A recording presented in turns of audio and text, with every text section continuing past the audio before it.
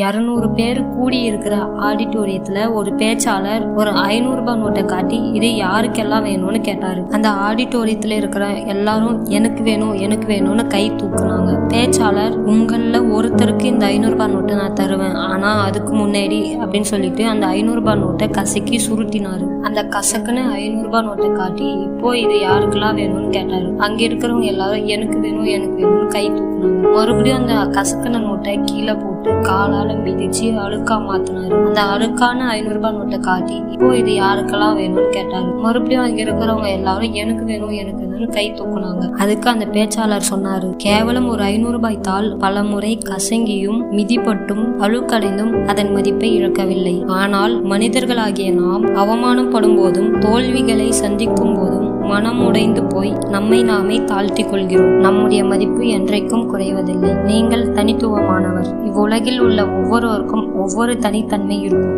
அதன் மதிப்பு என்றைக்கும் குறைவதில்லை. ஆகையால் எந்த சூழ்நிலையிலும் மனம் உடையாதீங்க. தைரியமா முன்னே போங்க. நம்ம மதிப்பை நாமே நம்பலாம், வேற யாரு நம்புவாங்க?